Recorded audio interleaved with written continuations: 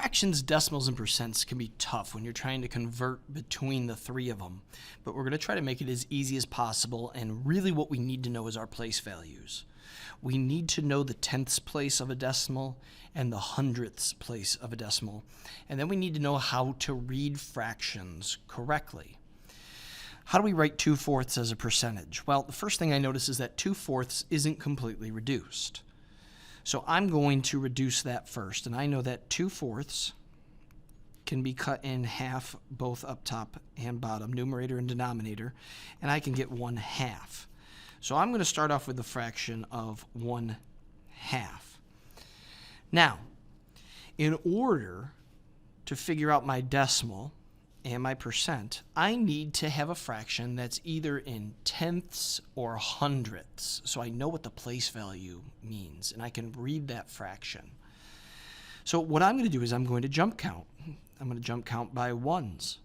1, 2, 3, 4, 5. And what this is going to do is this is going to get us 5 equivalent fractions to the fraction 1/2. If I skip count or jump count by 2s, 2, 4, 6, 8, 10. Well, now I can actually say what this fraction is and what it is as a decimal. This is 5/10. And if we look at what I have up above in our decimal place value, our decimal is going to start off with a 0 in front because we don't have anything in the ones place, but our tenths place right here, we have 5 of them. We have 5/10. Now we could write it as 0.5, or we could actually add a 0 in the hundredths place value. So 0.5 or 0.50, either one would be written correctly. This 5/10, if we were going to write it the correct way, it would be written as 0.5. We read this decimal number as 5/10 because there's a 5 that's in the tenths place value. How do we write this as a percent? Well, that's the easy thing about decimals and percents, is that it's just 2 place values that we have to move our decimal to create a percent. So what that means is the decimal that is right here, we're going to just move it 2 place values and put it to the right of the hundredths place. And so that's going to give us 50%. If our decimal was there, it would be right after the 0, but it's not.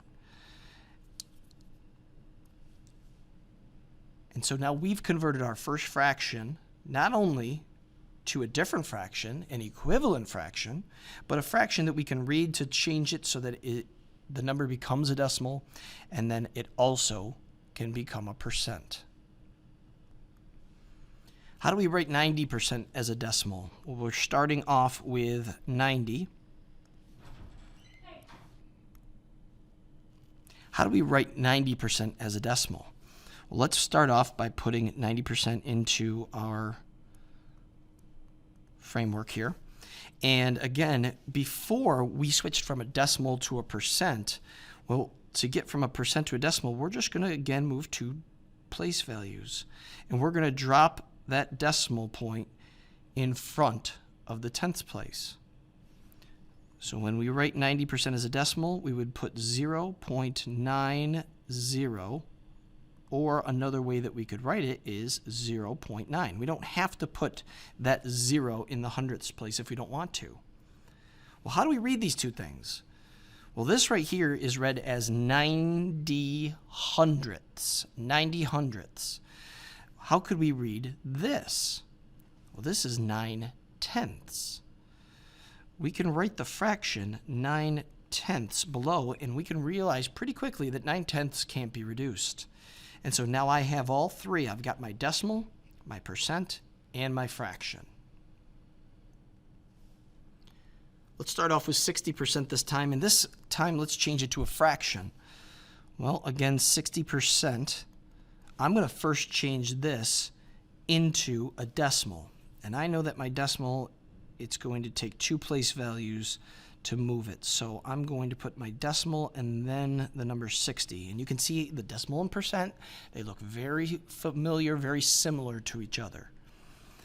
Another way that I can write this is I don't have to write this 0 here if I don't want to. I could write it as 0.6. So both of these ways, 0.60 or 0.6, they're both fine. They both mean the same thing. One of them we would read as 60/100ths and the other one as 6/10ths. Well, I'm going to use the one that's more reduced, 6/10ths, and I'm going to put that as a fraction.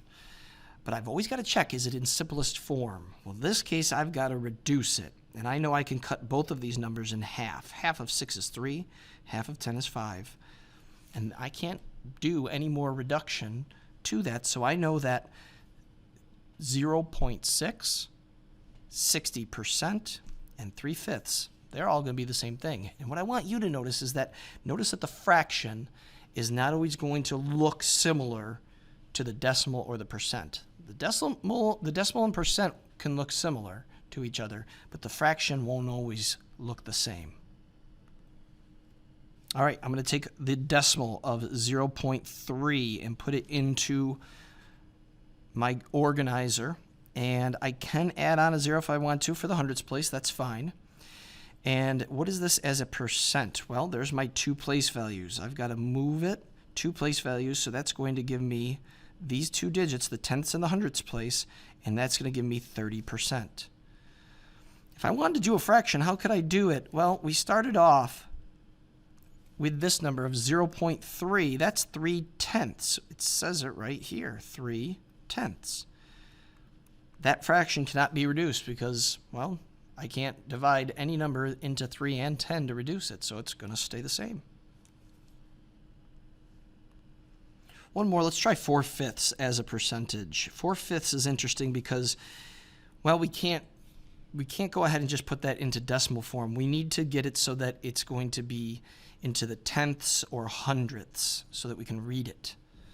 And 4/5, if I go ahead and skip count and double the 4 and double the 5, I'm going to have 8/10ths. Well, that's pretty simple. 8/10ths, I can write down, that's in the tenths place up here.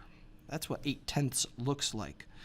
What would that look like as a percentage? Well, I can also write this as not just 8/10ths, but 80/100ths. And that means that I have 80% out of 100%. So now we can see the connection of 8/10ths, 80%, and the original fraction of 4/5.